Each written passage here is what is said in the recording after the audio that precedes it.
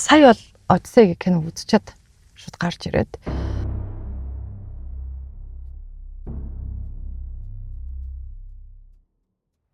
гэхлээр ер нь бол Грекийн Илиада Одиссей гэдэг Хомерийн хоёр том туйл өгдөг. Тэгээд тэрнээс бол ингээд бла ингэсэн гэл тэр талаар хүн болго ирэхэд одоо л ерхий ойлголттой болчихсон байх.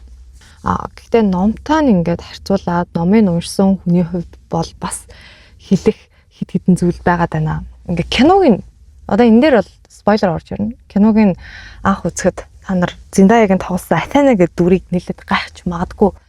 Тэг ямар учиртай дүрийн яг гадагаан гинт гарч ирээл тэг кино гэхэд гинт гарч ирээл төгсгөлт нь толгойг нь авччих шиг эсвэл нэг юм хай-фай шиг юм хийчих шиг ч гэдэг юм уу. Ягаад Атенаг заавал энэ кинонд байх гэдэг гол шалтгаан гэх юм бол Хомерийн Одиссей гэдэг зохиолыг хэлэхэд Атена Зевстэй очиж уулздаг. Атена нэгсэндээ Одиссей ингээд зовоод 10 хэдэн жил гэртээ харьж чадахгүй зовоод яваад байгааг нь уурчилдаг ийм одоо процессуудыг эхлүүлдэг хүн нэр нь бол Атена аахгүй юу. Тэгээд яагаад тэгээд байгаа вэ гэхлээр нэгдүгээрт Одиссей өөрөө Зевсийн удмын одоо үр хүүхэд нь гэж хэлж болно.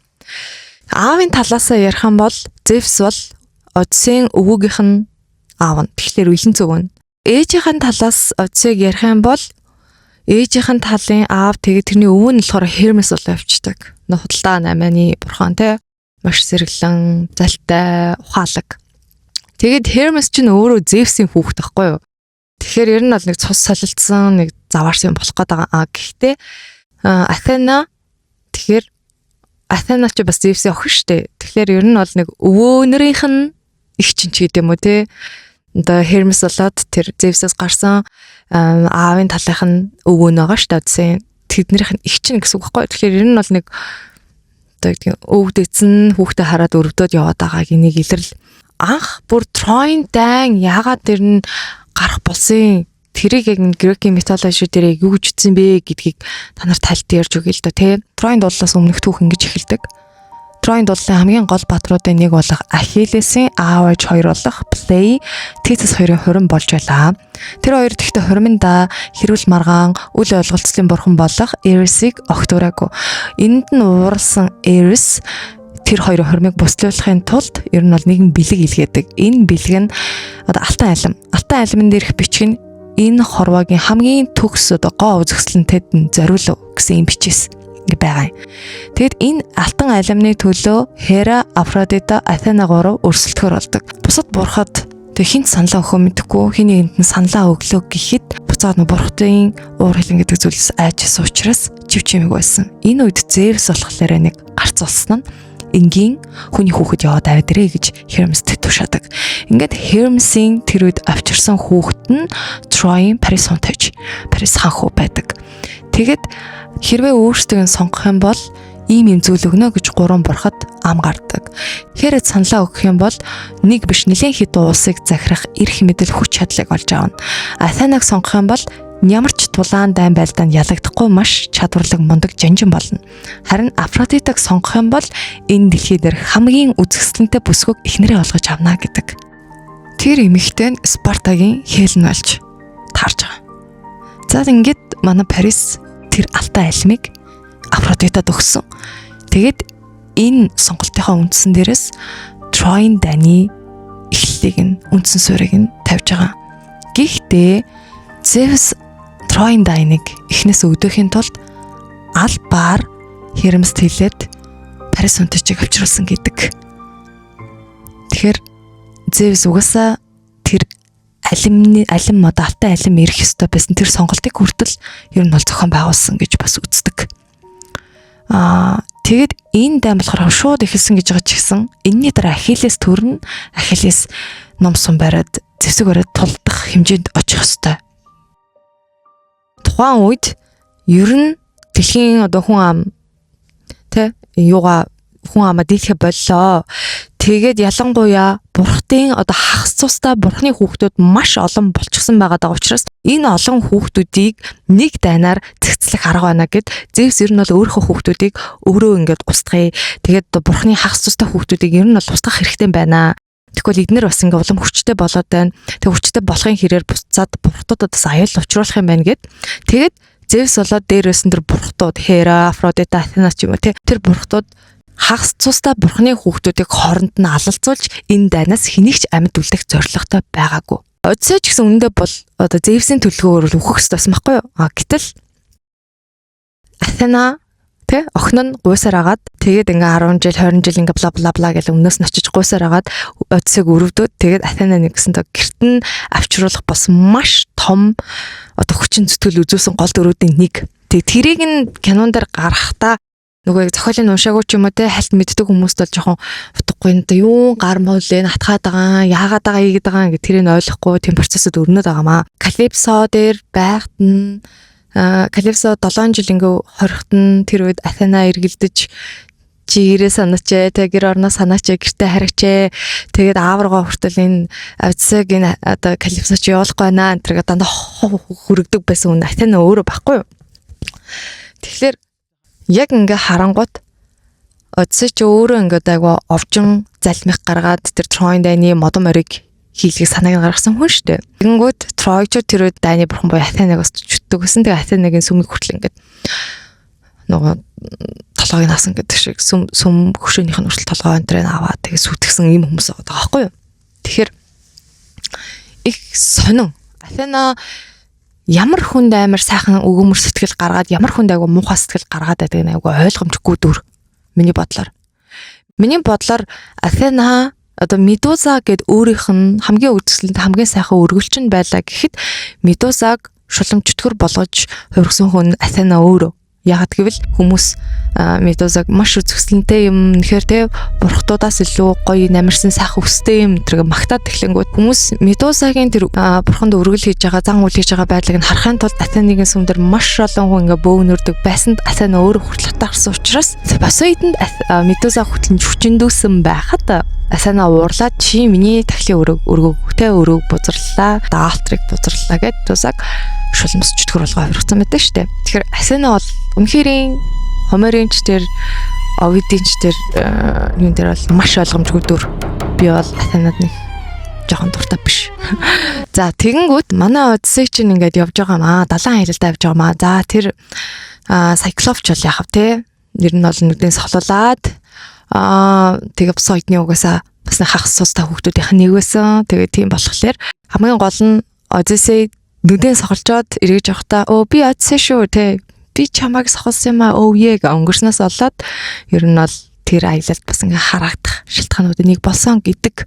Гэхдээ энэ дээр л тийм болохоос биш угаасаа л дайн эхлэхээс өмнө бүгдийг алах зорилготой байсан учраас Poseidonтой үнийг хэлэхэд бүр актер хамааралтай байсан үгүй бил нөө. Cersei-гийн талаар ярилцъя.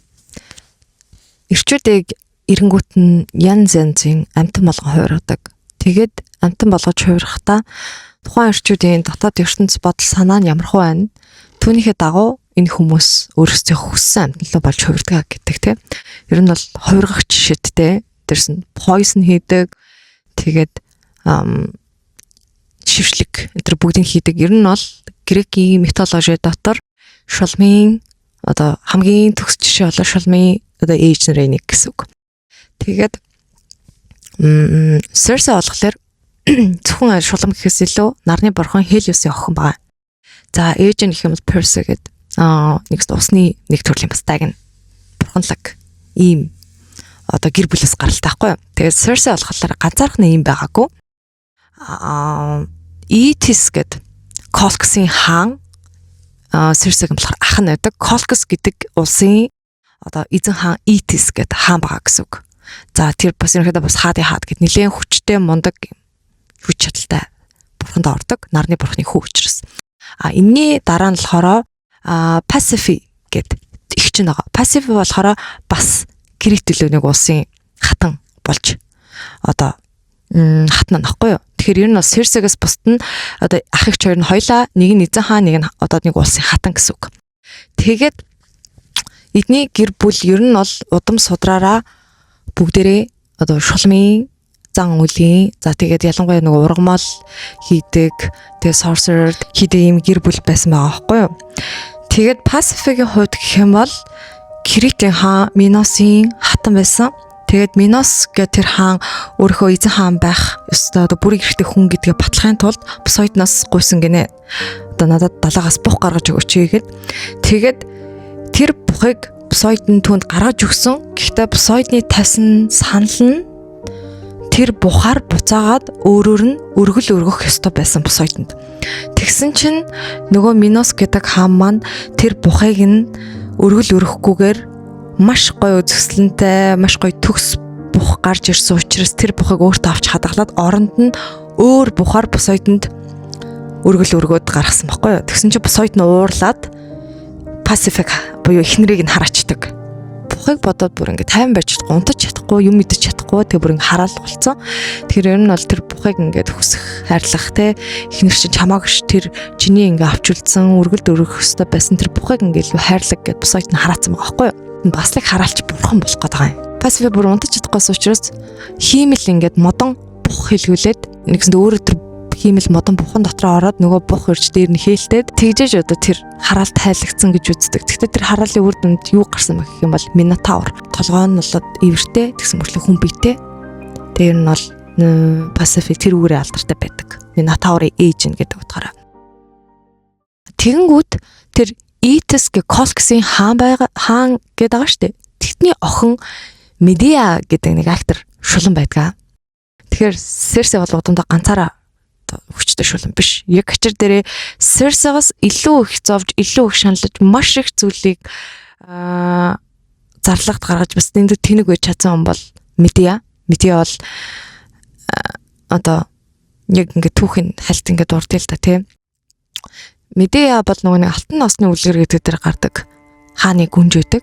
Тэгээд аав нь болохоор Итест болохоор алтан ноос нь байгаа. Тэнгүү Джейсон гэдэг нэг баатар яриад алтан ноосыг авж байж өөрийнхөө хаан ширэн суух гэдэг. Тэгээд мэдээж Итес буюу тэр эзэн хаан өөрийнхөө алтан ноосыг шууд өгөхгүй тодорхой шүү дээ. Тэгээд маш олон хинийч биелүүлж чадхааргүй үүлэр одоо даалгавруудыг өгөхт нь Медиа туслаж нэгсэндээ Джейсоныг амьд байлгаад Джейсонд одоо туслаад тэр алтан ноосыг нь авдаг байхгүй юу. Тэгэнгүүт хамгийн гол нь Джейсонтэй хамт Медиа цуг гэрээсээ цухтаа авчихдээ. Цухтчихдаг. Тэгээд цухтаж явж явах үедээ мэдээж аав нь ингээл одоо бэлэгсэл дэнжгүй шууд ингээд хааны гүнжийг ингээ аваа авчиж байгаа учраас уурлаад охиноо буцааж авчирхын тулд араас нь явдаг. Тэгээд тэр үед нь Медиа яг өөрийнх нь төрсөн дүүн ихчээгээ аваачихын тулд дайснууд одоо цэргүүдтэйгээ араас нь хөөдөг байхгүй юу. Тэгсэн чинь зарим түүхэнд болохоор Джейсон Медиагийн дүүг алдаг. Тэгээ Медиа болохоор энд нь ирэхэд оролцдог гэж бичсэн байдгийг. Ингэж алаараа тэгж бариараач гэдэг юм уу те. Тэгээд нэгснэ төрсөн дүүгээ алхахт нь Джейсон тусалсан гэсэн. Нөгөө жоохон буруу гараа, жоохон толгой муутай, ухаан муутай гэх юм да. Тэгээд хамгийн гол нь зарим домог дээр болохоор Медиа өөр дүүгээ алаад тэнгуүтээ одоо мөчлөөд энэ тэнд ингээ хуваад тэгээд амар олон өөр газар ингээд мөчлөөд тараацсан гэж байгаа байхгүй юу. Тэгээд яагаад тэгж тараасан бэ гэх юм бол аав нь тэр үед ч одоо оршуулах гэдэг маш чухал байсан шүү дээ. Заавал оршуулах хэрэгтэй. Заавал оршуулгыг 3 хоног үлдэх хэрэгтэй ч гэдэг юм уу. 9 хоног орчуулдаг тий. Тэгээд ийшээ жишээ мөчлөө тараачаар тэр сүнс хизээч амгалан тавин байж чадахгүй учраас тэр тарсан биеийн хэсгүүдийг заашгүй авах хэрэгтэй. Авж иж оршуулга ингээ хийх явцад нь одоо Медиа болоод Джейсны араас хөөж чадахгүй учраас тэр хугацаа хожиж дүүгээ тэгж хүнөөсөн гэсэн үг. Айгу имгэнэлтэй. Тэнгүү Серсегийн гэрт очдог байхгүй юу? Джейсон Медиа хоёр. Серсе тэр очиж юу хэлсэн бэ гэхлээр одоо өөрийнхөө удмын төрсөн дүүгээ алдсан учраас тэр цусны төлөөстэй тийм үлийн үрийг цэвэрлэх зан үйл Серсегээр хэлгүүлсэн мэт. Тэгээд Серсе тэр үед нь бүр яг одоо аав гэх чинь гэсэн үг шүү дээ.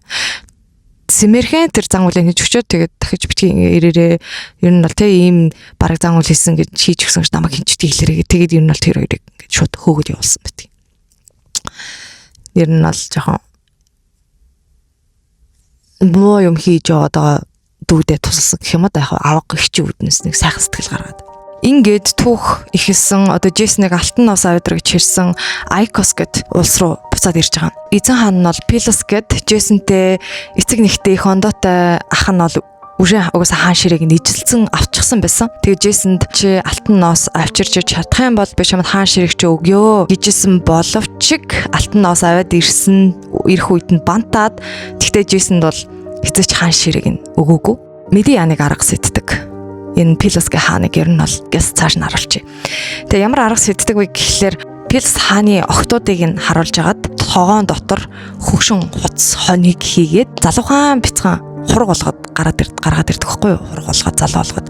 Тэгээ охтууд нь харснаа одоо аав маань хөшөрж байгаа юм чинь аавгаа ингээд залуужулмаар байна. Мэдээ чи манай аавыг ингээд залуужуулаад өгөөч гэсэн чи мэдээ хэлэхдээ энэ тогоон дотор танаа аав чинь ингээд багтахгүй. Тийм учраас та нар эхлээд тогоон дотор аавгаа хийхин тулд ингээд мөчлөх хэрэгтэй те. Охтуудаар нь өөрсдийнх нь гараар мого барилаад аавыг нь бол алуулсан гэсэн. Тэгээд охтууд нь аавгаа мөчилж авчираад тогоон дотор хийтэл Пелос хаан бол тэгэд нас орсон байдаг юм аа. Гэхдээ энэний дараа бол Пелос хааны өөрийнх нь хүүн хаан ширээнд суух ёстой болдог. Яг тэгвэл тэнд байсан ноёд төвшмтүүд нь Джейсоноос илүү тэр хүүг нь илүү дэмжсэн учраас манай Джейсон болоод Медиа 2 Коринт гэдэг улс руу цөлөгддөө. Тэгээд Коринтэд очтол жинхэнэ нөгөө Джейсоны шунал хүслэн цухан гихчээр Коринтын хааны охин болох Глаус гэдэг гүнжтэй гэрлэхээр болчдөг байхгүй юу? Тэр Коринтын хаан Кройн болохоор миний охиндоо гэрлэх юм бол чамд хаан ширээг одоо өв залгамжлал явгё гэд хэлсэн байдаг. Тэгээд гэтэл тэр үед Медиа Джейсон 2-оос бүр 2-ын 2 хүү гарчихсан байсан. Тэгээ хормын бэлэг гээд титэн болоод хормын даашин зэй болдог. Тэгээд тэр даашин зэйг нь нөгөө гүнжин өмсөнгүүд тэр даашин зэйг нь хордуулчихсан учраас өмсөнгүүд ер нь бол шууд өхнө гэсэн. Тэгээд тэр эзэн хаананд бас охиных нь охиныхоо нас орох үед нь биеинд нь хүрсэн чинь тэр хор нь одоо цуг биеэр нь тарахаа тэгээд аав охин хоёулаа нь бол нас орсон гэж үздэг байхгүй юу. Тэгээд мэдээ хамгийн гол нь Джейсонд амар хорсоод гомдсон байсан учраас Джейсоныг зовоохын тулд 2 хүүхдээ бас өөрийн гараар хөнөөж алсан гэж бичигдсэн байдгийг. Тэгээд мэдээ Джейсоныг болохоор алдаггүй. Яагаад гэвэл чи намайг гомдосныхаа шанг тэгээд энэ их зовлонг өдөөснийхөө шанг өөрөө үрэх ёстой, өөрөө харьцах ёстой. Энийг биеэрээ мэдрэх, ганцаараа амьдрах ямар байдгийг чи мэдэргээд тэгээд Джейсоныг бол амьд үлдээгээд өөрөө өөр улс руу яваад төгсөв байгаа. Тэгчгээд Атен руу очиод бас нэг хүнтэй суугаад тэгээ бас нэг хүүтэй болсон байхгүй юу? Тэгсэн чинь нөгөө өөр хатнаас гарсан том мөгийг хөнөөх гэж жагаад хорлох гэж жагаад бас баригдаад тэгээ тэндээсээ зүхтаад тэгмүүд дараа нь бүр хөхсдийн ертөнц рүү очингуудаа ер нь бол Ахиллестэй гэрлэж Ахиллес ихнэр болсон гэж ингэж бичигдсэн байдгийн. Тэг хөхсдийн ертөнцид бол нөхөртэй болсон байдгийн. Медиа. Тэгээд Медиа чинь хамгийн тийм тэнэг үйлдэл хийснээрээ тэгээд амар төрсөн үр хөвгтэй хүртэл хөнөөсөн тийм харгас зан гаргаснараа яг тийм шуламлаг одоо dark feminine-ийг бүр ингээ хэтрүүлсэн. Тэгээд нөгөө хүснээл авч явах юм бол хүснээл хийж явах юм бол төрсөн дөнөрлөөрт нь хамаагүй гэж төрсөн дөгөө хүртэл алдсан. Тэгээд тэрүүгээр жоохон харгас хэрцгийгээрээ мэдээ бол грекийн митологид хамгийн муухай dark одоо шулмуудын нэгт ордог байхгүй юу? Хамгийн тийм хүсэл шуналтай. Өөрөөхөө л хүсснийг өөрөөхөө л зорьсныг хийж байвал бус нь хинт ч хамаагүй гэсэн шиг муухай үйлдэл хийдэг. Тэрний дэргэд Серсе бол баг ариухан амтаа. Одиссей дээр гарч байгаа Серсе. За Серсе ч юм бол авах гихчин штэ. Тэгэнгүүт Серсе болохоор 1 жил ер нь бол Одиссейтэй тэр харалтаар хамт амьдарсан гэж ном дээр бичсэн байдгийн. Эхлээд цэргүүдээ гахаа болгоод хувиргачлаа. Тэгэнгүүт Одиссейд яагаад Серсегийн тэр одоо хувиргагч шингэн нь Poison Enter ингээд нөлөөлдөг вэ гэхлээр Одиссейтэй Хермес ирж уулзсан байгаа байхгүй. Хермес юу гэсэн бөхлөр Молли гэдэг жимс өгсөн байдгийг. Ургамал. Тэгээд тэр Моллиг идчихсэн учраас Серсегийн ямар ч шившлэг болоод зан үйл нь Одиссейд нөлөөлөөгүй үйлчлэегүй гэсэн үг. Тэгээд ер нь бол гахаануудыг буцаагаад хүн болгоё. Цэргүүд чи буцаагаад хувиргаж өгөө гэсэн байдаг. Тэгээ ер нь бол хүмүүс нь цэргүүдэн цуг байгаа даа учраас одоо гэртээ харъя л да. Така нутаг руугаа явъя л да. Тэ Пенелопе болоод Телемахаа үр хөвгтөө санаач ээ гэж хэлсээр агаад тэгээд Одиссей Серсегээс явсан гэсэн. Тэгэхээр Серсе бол ер нь бол бас их сайхан сэтгэлтэй. Эхлээд яг шууд ингээд хувиргасан шулан байсан боловч аажимда Одиссейд бол тусалсан тий хоолунд тэгэл эмчилгээ энэ бүгдийг хийлээ гэж би сэтгэлээрээ суссан юм сайхан сэтгэлтэй хүн болж байгаа. Тэгээд дээрэс нь энэ замд явахдаа одоо тэр Сила гэд далайн актер мангас байгаа тий. Тэр Силагаас ингэж амьд гараарай. Сила бол ингэ 6 хүний чинь бол алнаа тий цааш нь харуулна. Тэнгүүтээ хөгцсөн ертөнцийн дээр очиод тэр зүүн чи өвгнөөс ингэж мэдээлэл аваарай тий. Ингэж хонь авч яваарай. Ингэж цус өргөөрэй ч гэдэм үү. Тэр бүх зүйлийг нь ер нь бол зааж өгöd явуулсан. Айгуу том тусыг бас хүргэсэн гэсэн. Тэгээ Силаг яаж тэгэж сайн мэдээд байна вэ гэх юм бол тэр Серсегийн бас нэг түүхтэр ингэж гардгийн. Энэ болохоор яг Хомерийн Одиссей дээр биш нэлээд хойно бичигдсэн Роми Овидийн Серсегийн түүхтэр илүү тодорхой байдаг байхгүй юу? Глакус гэдэг нэртэй хагас хүн хагас загастай ер нь бол тийм Мермет маягийн тийм нэг залуу байлаа. Сила гэдэг маш үзэсгэлэнтэй бүсгүүд дурлсан байдгийн. Тэгсэн чинь Силад үнэхээр ингээд амар хайртай болоод Силаг өөртөө дурлуулах гэсэн чи бүтэхгүй байсан учраас Серсе дээр очдог байхгүй юу? Тэгээд Серсед надад ингээд love potion хийгээд өгөө. Би ингээд нэг хүнийг өөртөө ингээд дурлуулах гэсэн юмаа гэд Серсегээр love potion хийлгүүлээд Силад авчиж өгдөг. Нэгсэн Глакуст буцаж дурлсан. Тэр хооронд хор хийж өгөх явцдаа Серсе өөрөө Глакуст хайртай болоод дурлцдаг байхгүй юу? Одоо Серсе Глакуст би ингээд чамд ингээд дурлчлаа, сэтгэлтэй болчлоо, бла бла гэд юм сэтгэлээ илчлээд хэлсэн чинь Глакус би бол ингээд уучлаарай те. Угсаа би ингээд Силад агай хайртай байсан. Тэгээд би Силад ингээд цаашдаа ч гэсэн ингээд дурлаад хайрлаад энэ хүн таамж явнаа. Ингээд үннээ одоо хэлж яахгүй юу? Тэгсэн чинь Серсе уурлаад усын ер нь бол хортуулаад Силаг 6 толгойтой хатгаалжин хар мангас гэдэг шиг 70 актер мангас солгоод хувирчихсан байдаг. Тэгэхээр Серсегийн дүр бас их гонигтай. Ер нь бол Серсе өөр домгууд дээр ч гэсэн хэзээ ч эрэгтэй хүнээр хайрлуулж чаддаггүй тийм дүр.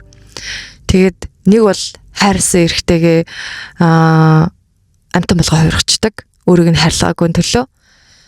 Глакус дээр болохоор тэр хайрсан эмэгтэйг нь болохоор амтан болгоо хувирчдаг. Ер нь бол ойлголцохгүй болохгүй хаан бол тэгэл бүгдийг амтан болгоо хувирчна л гэсэн үг. Дараа нь Калипсо гэдэг нэг дүр байна. Нөгөө 10 жилийнх нь 1 жил нь Серсетэй тэгээ дахиад 7 жил нь Калипсотой нэгэн арал дээр хамтдаа амьдэрсэн байх нэ. Тэгэхээр яг 10 жилийн аялал гэж байгаа мөртлөө 2 жилийн далаа тэгээ үлдсэн 8 жилийн зүрийн тэнд өөр хүүхнүүдтэй амьдэрсэн байдаг нас. Тэгэхээр бас л их шудраг байснаг ойлгоцоо байгааз. Калипсо гэдэг чинь юм бэ? Калипсогийн түүх бол маш ариухан гэх юм да. Калипсогийн аав нь Атлас буюу Титан гэж явдаг. Хомер дээр ч гэсэн Атласын охин Калипсо гэж бичсэн байдгийг. Тэгээд Атлас өөрөө яасан бэ гэвэл Титанууд Зевсийн одоо үеийн бурхтай Зевсийн цэртэй байлдаад ялагдчихсан одоо өмнөх үеийн бурхтад тахгүй. Тэгээд тийм учраас Атласыг одоо нэг дэлхийг ингээл нэг өргөөл нэг бөмбөлөг өргөөл нэг яваал байдаг бурхан хүн бидэн штэ хүний эрэгтэй хүний. Атлас гэж хагараад. Тэр бол ер нь Калипсогийн аав нь гэсэн үг.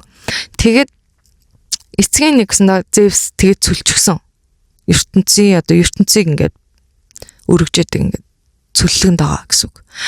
Тэгэнгүүт охиныг нь болохоор яг тэр Калипсогийн байдаг тэр аралчин нэгчэр тэр Калипсо амар гоё юм аралтай баян чинэлэг бүх юм идэж явах юм нэлбэг дэлбэг тийм гоё эмхтэй гэхээс илүүтэйгээр Калипсо тэр арал дээр хоригдчихсан байхгүй юу? Ер нь бол тэ бурхтын ертөнц рүү очих хэр болохгүй. Одоо өмнөх бурхны охин учраас тийш очиж болохгүй. Тэгээд тэр чин муучгүй бурхны одоо охин, одоо өмнөх титануудын охин. Тэгээд нэгсэндээ нимф гэдэг. Нимф гэхээр нэг төрлийн одоо сахиус савдаг маягийн болчихж байгаа байхгүй юу? Тэр газрын савдаг нь. Тэр арлын савдаг гэсэн. Тийм учраас энгийн хүнтэй амьдрах ямарч боломжгүй. Тийм учраас нэг ийм хөөрхөн таата тухтай байж болох уц арал гаргаж өгөөл тэрэн дээр ерөөсө Калипсо ганцаар ингэ хорцсон гэсэн үг. Тэгэхээр чин тэр хүн чинь ингээ ямар ч харилцаа байхгүй, хинч байхгүй, юуч байхгүй амар уудан амар ганцаардаг шүү дээ гэвч тэр.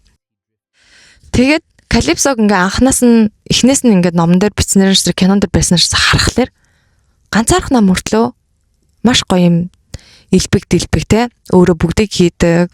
Тэгээд ингээ маш их дарстай, ус үзэмтэй, тэгээд гоё цэцэг жимс юу лэн те уус жимс ногоо бүх юм нэм илбэг дэлбэг. Тэгсэн мөртлөө тэр хүнд бүх юм байгаа мөртлөө тэр арлаар ганцаархнаа байдаг. Тэгэхээр тэр үлийн харахгүй нэг төрлийн нэг алтан торонд хоригдсон шууха гэдэг шиг хоригдсон байгаа байхгүй юу? Калипсо өөр газар руу явж чадахгүй. болохгүй. Тийм учраас Калипсод Одиссей ингээ ганцаараа ирнэ гэдэг чинь маш том аз жаргалыг өгж байгаа нэг дээдийн хэлбэр мөн. Тэгээд Калипсо ядж хаад мөнх настай. Мөнх настай байна. Тэгээд Одиссейг ингээ надтай энд үлдчих юм бол би бас чамд ингээ мөнх насыг ингээ өгөө гэдэг чинь тэр газраас ингээ ганцаархнаа бүх юм нэлбэг дэлбэг байгаа ч гэсэн гав ганцаархнаа мөнх насыг эдлэн ганцаархнаа мөнх насыг туулна гэхээр тэр Калипсо бол аимшигтай зовлонтой гонжтой ганцаардмал тийм дөрөв байгаа байхгүй юу? Сэрсэг энэ төр гээд. Сэрсэ бол айгу хаппи штэ. Ядчил ирсэн хүмүүсийг гахаа тэгэл нэг бар юу гэдгийг шоу муу болгоод хувиргаа сууж байна. Тэгээд Сэрсэгийн одоо нөгөө нэг арал нь арай юу юм шиг байгаа. Олон хүмүүс бас ирж очиход арай ойрхон тэгээд ийм нөгөө зам дээр байдаг. Эсвэл Сэрсэгийн шулан байгаа. Тэр шулан дээр очил ядаж love potion авчнаа гэд хүмүүсээр мэддэг юм шиг байгаа. Калипсо дээр болохоор тэгж ирэх юм байхгүй. Калипсо угаасаа шулан биш учраас тийм ямар нэг юу хийж чадахгүй. Potion ч юм уу, poison ч юм уу те. Эсвэл тийм өчргөө актер ичээд хэрэглэж чадахгүй. Яг цэвэр нөгөө divine feminine буюу эмгтээлэг байдлын тэнгэрлэг жишээ гэж байгаа байхгүй юу. Тэгээд дээрэс нь Сэрсэж вэ, Калипсож вэ бүгдээрээ ингээд нөгөө нэг нэхмэл хийдэг. Сэрсэ болохоор яг зан улаан хийхдээ ингээ бас нэхмэл ингээ оролцуулдаг. Калипсо өөртөл бас ингээ нэхмэл хийдэг бас дуулдаг гэж байгаа. Тэгээ Калипсог болохоор нөгөө ганцаардлаа даван туулахын тулд хийж байгаа нэхмэл гэсэн үг. А Пенелопе бас нэхмэл хийгээд идэв штэ. Одоо Одиссейгийн эхнэр нь Пенелопегийн нэхмэл бол цаг хугацааг илээх шинжтэй болоод цаг хугацааг тэр чигээр илэрхийлж яадаг тийм зүйл болчихдээ штэ. Нөхрөөгөө хүлээж байгаа байдал. Тэр хүлээлтийг даван туулж байгаа байдал. Тэгсэн мөртлөө их цаг хугацаа явуулсан гэж өөртөө мэддэхгүй тул нэгсэнийг буцаад тайлдаг. Шөндөө тайлдаг ч юм. Тэгэхээр бас тэр айгу сонон огтлолцлогооз бүгд нэгж яхтаа өөр зүйл хийж яадаг. Адилхан нэгж байгаа юм шиг боловч шал өөрөөр нь бодсон сууж яадаг. Сэрсэ бол илүү нөгөө зан үлийнх юмнууд хийцээ сууж байгаа шүү дээ. Хэнийг яаж хувирах вэ? Дараагийн next time би ирчүүдийг юу болох вэ гэж. Сэрсэ бол эрэгтэй хүнд гомдсон гомдлоо ер нь бол хувиргаж өөрчилж тайлдаг. Тэгээ амтан болгочоор магадгүй хажуудад байх боломж нь бүрдэж байна. Тэгээ хэнийг нэг цаавал хажуудад авч үлдэхийг бас хүсдэг дүр. Калипсогийнх болохоор яг цэвэр ганцаард нь болоод юу ч хийж чадахгүй. Тэгтээ Калипсо нэг маш феминист юм хэлсэн байдаг. Энэ бүр хомрын зохиол дээр нь юу гэж хэлсэн байдаг вэ гэхлээр Афена тэр үед энэ Калипсо чинь Одиссейг явуулахгүй нөө бүр авч үлдэх гээд ингээд яагаад байна ааваа те аав Зевс дээр очил ааваа энэ Одиссейг одоо ингээд явуулмаар байна гэр орнолоонд буцаамаар байна тэнд одоо Пенелопе Телемах хоёр хэцүүдлээ юу болоод байгаа юм бэ энэ төр гэдгсэн чинь Зевс зориг гаргаад Хермесийг Калипсо руу явуулдаг байхгүй одоо чи Калипсо чи Одиссейгаа явуул наач одоо гэр оронтой өврөгттэй ч одоо энд юу игээ солиороод хүн амтан самруулаад байгаа тий юм уу сануул мануул гэж хэлж байгаа. Тэгсэн чинь Калипсо юу гэж хэлдэг вэ гэхээр мөнх бус амьдралтай хүүхнүүдтэй эрэхтэй бурхад ингээд хүснээрээ явуулдаж хүснээрээ ингээд жирэмслүүлж тий энд тэнд хийдэг мөртлөө яг чир дээр мөнх одоо эмэгтэй бурхад энгийн эрэхтэй хүмүүстэй одоо мөнх бус хүмүүстэй ингээд харилцаа үүсгэхэд та нар үргэлж ингэж эсэргүүцдэг. Та нар үргэлж ингэж хориг тавьдаг. Яагаад? Тэгэхээр энд нөгөө нэг эрэхтэй бурхад эмэгтэй бурхадын бас юм гендер асуудал хөндөгдөд байгааз эрэхтэй бурхад болохоор мөнх ус хүүхнүүдтэй хүснээрээ явуулдаг. Одоо Зевс мэст бол тэгэл энгийн хүнээс төрсэн хүүхдүүд бол бараг өчнөө мянгаараа байгаа штеп. Тэнгүүд эмэгтэй бурхад болохоор мөнх бус эрттэй мөнх бус одоо хүмүүстэй явуулдаж болохгүй. За явуултаа болих гэхэд ямар ч юм гэрлэж амьдарч тэ нэг тийм official харилцаанд орж болохгүй гэсэн үг байхгүй юу? Тэрэн дээр нь дандаа энэ Зевс ч юм уу ер нь л эрэхтэй бурхтад бүгдээрээ саад хориг тавьдаг гэж байгаа. Бурхан байсан ч гэсэн гендерийн асуудлаас тохор тэр үед бүр Хомерийн үед л баг энийг бичижсэн хэр гендерийн асуудлыг бас хийсэн л байгаа байхгүй юу? Тэгээд Калипсо бол тийм гендерийн асуудлыг хөнзөрч тавьсан бараг анхны эмэгтэй бурхан гэж байгаа байхгүй юу? Бурхан ч гэж нимф. Тэгээд нимфүүд яаж ч нөгөө бурхтууд энэ дээр байгаа. Нимфүүд ч энэ тентхийн одоо тэр газар усны савдаг, лус савдгууд орж авч байгаа шүү. Доор нь орж авчиж байгаа гэсэн. Тушаалын дагав гүцдэхээс харахгүй гэсэн. Тэгээ хөөрхийг Калипсо зарим зохиол дээр штэ Калипсо Одиссей хоёрыг тэр арал дээр 7 жил амьдрахтаа 2 хүүтэй болсон гэж бичсэн байдаг. Тэрийг бас нөхж байгаа хүмүүс бол олж уншаарай. Тэгээд Калипсо салын нэгтэн туслаад хоолонд өгөөд архит арсын өгөөд идэж уух бүх юм хангаалаад тэгээд Пенелопе руу Телемах руу гэрлөө нэр нь бол Одиссег буцаад юм аа. Тэгээд Калипсо бол муу дүр бол биш. Маш их ганцаарсан дүр учраас Одиссег авч үлдхийг хичээдэг. Тэгтээ эцэст яг тэндээс яв. Тэг гэрлүүн хариул гэж тушаал эрэг бол мэдээж Калипсо зөөж Одиссег бол явуулахгүй. Гендрийн мөртлийн түүхэн дээр ингээд домгууд түүхэн дээр ингээд домгууд дээр ингээд яваад байдаг байхгүй юу? Эмэгтэй хүн яаж ч хүссэн бай. Эмэгтэй хүн хүссэнээ авч чаддаггүй нь бол ганцаараа үлддэг. Эмэгтэй хүнд өөр туслах хүн байхгүй. Тэгээ тийм учраас сүлдээ нөгөө шулам гэдэг төрөл рүү ангилагдаж орж байгаа. Эрэгтэй хүнд болохоор хууль, дүрм, журам одоо ямар ч арчаагүй эрэгтэй байсан, эрэгтэйг сүмийнхэн дэмждэг гэдэг ч юм уу, цагдаа нар хүртэл дэмжээл явуулдаг ч гэдэг юм. Тийм суртал ухаалгатай кинонод хүртэл агиох байдаг шүү дээ. Наача өөртөө толгож олон хүүхэд тижих гэж зовж байгаа гэсэн нэг тийм үзэл баримтлал байгаад байдаг. Тэгэхээр Zeus болоод Hermes, Athena энтриг ингээ харангууд эрэгтэй хүнийг яаж ч гэсэн хууль дүрмээрээ нийгмийн ёс суртахуунаараа одоо дэмжиж гаргаж ирдэг гэсэн үг. Өрхийн тэргүүн гэдэг утгаар нь л илүү ингэх хэвээр тех хэвээр ч гэдэг юм уу те. Тэр зүйлүүдийг бас хаасан тэр эртний грекийн, хомерийн те тойлууд дээр хүртлээр нь бол гаргаж яана гэсэн үг. Яаж хийж байгаа л бусдаас дэмжлэг авдаг. Яаж хийж байгаа л нийгэм нь хүртэл ингээд илүү эрэгтэй хүн учраас энэ хүнийг заавал тэр хаан ширээнд сулах хэвээр. Эрэгтэй хүн учраас энэ хүнд альбом тушаал өгөх хэвээр. Тэ чи эмэгтэй учраас эндээ үлдчих гэдэг юм уу, нэг тийм гендрийн эмэг хүртэл энэ хомрын зохиолоодоос ингээ харуулдаг байдаг. За тэр гендер асуудалж яг. Ерөнхийдөө гэхдээ бас сонин шүү. Заавал яваад Одиссег гертнээ авчих гал Аthena хүртэл хүчих гээл, Zeus хүртэл хүчих гээл, Hermes хүртэл хүчих гээл тэнд авчих гал ган тий. Тэгэхээр бас сонирхолтой. Тэгээд Одиссег яг ингээд харангуут эрэгтэй хүний 10 жил ухаан суухгүй энэ тэнд адал явдал туулж байгаа. Асуудлуудыг даван туулж байгаа. Тэр процессыг хэлдэг. Тэгээд за хууч ихнэр хөхтөр очиж ир хүн боллоо. Тэ? Ир хүн болж байна да. Нэг үүрэг хариуцлага ухамсарлаж байна да гэдэг өнцгөөс харж болно. За тэгээд дээрэс нь Одиссег сүлийн үед нөгөө ADHD-тэй байсан юм аа. Надад ADHD ийм дээр илэрдэг. Бас тиймэрхүү юмнууд гараад ирсэн мөлий. Тэрээс ер нь бол үнэ. ADHD-тэй бол байгаа л Одиссег. Тэр нөгөө Hermes-с шалтгаасан ADHD яхаа. Тэгэнгүүт Одиссей бас тэгтээ эрэгтэй хүүхдүүдэд үзэхэд бол айгүй зөв кино. Нэг хийсэн амлалтанда тэгээ дээрэс нь өчнөө одоо тий Circe ч Calypso ч уг нь маш үзэсгэлэнтэй гоё хүүхнүүд гэж гардаг байхгүй юу? Үс нь ийм гоё юм. Долгоосон нөгөө тэнгэрийн даган шиг гоё юм урт үстэй Circe энтрүүгээр амар үзэсгэлэнтэй юм гоё үстэй хүүхнүүд гэж гардаг. Яагаад тэр үед үсийг юм чухалчилдаг байсан бэ гэхээр тэр үед чинь саван шампунь байхгүй. Sorry. Ямар ч ангижруулагч байхгүй. Бөөснөөсөө яаж сална гэсэн үг. Тэгэхээр чин тэр үед эмэгтэй хүн үсээ юм гоё намирсан зөөлөн одоогийн юм шампуньтцсан юм шиг авч явна гэдэг чинь тэр эмэгтэй хүн ямар өөртөө арчаатай, мундаг, чаталтай эмэгтэй вэ гэдэг нь тэн дээр сарагч байгаа. Тэгэд илүү дутуу өвчин зовлонгүй бөөсгүй учраас. Тэгэхээр тэр үед эмэгтэй хүнийг тийм гоё өтгөн намирсан урт үсээр бас төсөөлдөг байсан байх нэ. Тэр чинь өсмөсөө угаах гэж боо юм болно шүү дээ. Саван шампунь болдохгүй ч. Тэгээд Circe бол маш үзэсгэлэнтэй бүсгүй гэдэг. Дээрээс нь Calypso бол угаасаа бас ойлгомжтой маш үзэсгэлэнтэй бүсгүй. Calypso ч яаж яагаад мөнх настай учраас Penelope-гоос Calypso бол хиттэх үзэсгэлэнтэй залуугаараа байгаа байхгүй юу? Penelope бол угаасаа очиход хөгшөрсөн чавхан цалцсан ойлгомжтой байгаа. Гэхдээ яг Одиссей дээр нэг авштай тал нь энд юм бүх юм бэлэн зэлэн ямар ч стрессгүй арал дээр мөнх амьдраад үргэлжлүүлэх үү? Эсвэл Penelope болоо Телемах дээр эргэж очиод тэгэнгүүтээ эгэл хүний амьдралаар зовлонтойгоо нүүр тулаад одоо тэрсэлдээд алцаад амьдралыг одоо үргэлжлүүлэх үү гэхэд анхныхаа ихнэр хүүхдийг сонгосон. Тэгээд ямар ч сайхан хүүхнүүд амьдралд нь гарч ирсэн бай, ямар ч мундаг хүүхнүүд гарч ирсэн бай.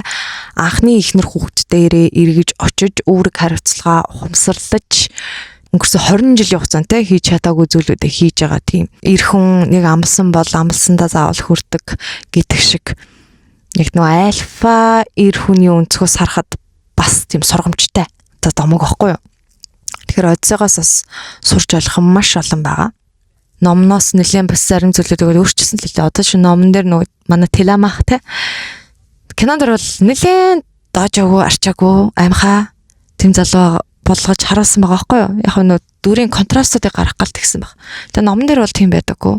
Теламах бол өөрийнхөө хэмжээнд байлддаг, тулалддаг. Тэгээ хамгийн сүүлд тэр олон хүмүүсийг эцэгтэйгээ нийлж ингээд устгаж, нийлж бүгдэн тулалцсан гэж үртэл номон дээр гарсан байдаг юм нь бол. Тэгээ одоо яг манай ноолн нахын бичснэр Теламах бол хитрхи арчаагүй.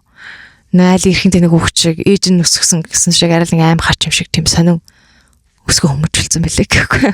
Тийм дүр болгож харуулсан байлээ. Тэгээд Пенелопа бол өдөр тутмын улсын амьдрал 20 жил тэр Итака нутгаа захирсан ч гэсэн яг нэг тийм Одиссей хэрвээ ирээгүй бол өөрийгөө тэр байдлаас өөрийгөө болоод хүүгээ авах чадваргүй тийм сул доролт өөрөлтэй ер нь бол хизээч Серсей болоод Калипсо хоёрыг гүйцэсрэхгүй тийм дүр байхгүй. Дэрэгдэн нөгөө нэг илүү зөрөгтэй илүү алхам хийгээд байдаг Серсей болоо Калипсо хоёр ир хөнгөөч гисэн тэ ер нь бол өөрсдийнхөө аргал дээр хавгүй эрхчлөөтэй хавгүй жаргалтай байдаг. Пенелопа болохоор тэр олон хүмүүсийн дунд хатан нэртэй оловчиг хамгийн их одоо гэдэг доромжлуулдаг. Тэд тийм нэг хүүгээ ч гэсэн олигтой хамгаалж чадахгүй нэг тийм хүчгүй, арчаагүй дөрүүдийн нэг багхгүй.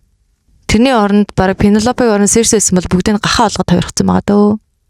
Тэгэхээр тийм л энэ. Тэгэхээр яг Пенелопыг үнэхээр тийм ухаантай гэхээр бас мэдгүй. Угаасаа л тэр үед чинь нөхөр нийшэж дайнд явцсан бол тэгэл хүлээхээс өөр аргагүй шүү дээ. Хүлээгээл суухаас өөр аргагүй. Тэгээ тэрийг бас ухаалаг гэх ч юм уу гэхгүй ч юм уу угаасаа хийх ёстой юм хийсэн. Тэгээ хатан хүн юмчаад өөр тэгээ хинтэй цуултаа илээ. Тийм ээ. Тэгэл эртний хаттууд чинь ер нь бол хүүгээс хаан болгож аваад өөртөө хатан хаан болгох юм уу хажуунаас нь зөвлөхөө боддог байхад яагаад хүүхдээ хаан ширээнд сулахгүй тэгээд айгаад чимчигнэдэсэн тэрэн дээр Пенелопагийн шунал нь бас их сонио. Айгуу сонио контраст. Хүүгээ хаан болгоод өөрөө тэгээд гавьяаныхаа амралтанд гарахаа бодохгүй заавал хүнтэй сууж өөрөө хатан байх гад. Тэгэхээр Пенелопагийн дотор бас нэг тийм харшилтаад байгаа биз. Хүүдээ шууд хаан ширээг өгчихгүй 20 жил өөрөө би ингээд хаанчилсан. Би бас ингээд хатан хаан байх хэрэгтэй гэж өөрөө дотроо бодоод байгаа учраас хүүдээ шууд өгснөх болохгүй. Эсвэл хүнтэй сууснах болохгүй. Тэгэхээр тэн дээр Пенелопа яг үнэхээр гинэн цайлганаар хүлээснөө гэвэл бас нөө тэнд бас ирэх мэдлэг юм явж байгаа.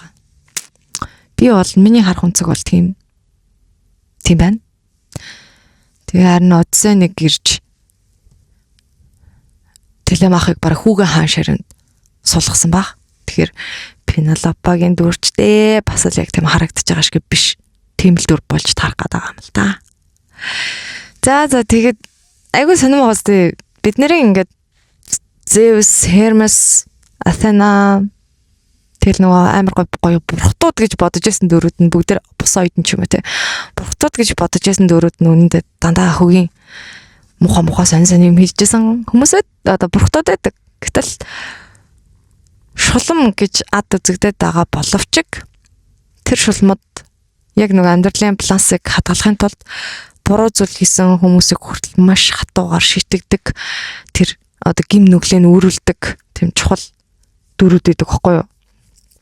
Тэгэхээр нөгөө одоо ингээд дүр болгон дээр ингээд анализ хийнгөт Zeus бол юм хүчтэй юм байна. Тэгтээ Zeus бол шалиг юм байна. Тэ? Zeus хичнээн хүүхдээ бараг өөрийнхөө хүүхдүүдийг ингэж амар өвжүүлчихэд дараа нь хүүхдүүдэд хооронд нь тулалдаж хүүхдүүдийнхээ тоог багасгах санаа агуулж юм ч гэдэм. Ийм сонь юм тэгэл. Ердөө ингээд домог дээр ярангуут л байна. Ямар ч дөрөвгөөс өндөгшиг цайлган цагаан байна гэж байхгүй. За энэ хүрээд Seven Push-ны Odyssey кинонд хийсэн. Тэгээд Odyssey киноноос шалтгаалаад Medea, Circe, Calypso гэдэг одоо түүхэнд грекийн түүхэнд үлдсэн алдартай шулмуудыг танилцууллаа. Тэгээд баярлаа. Сайн буушналаа.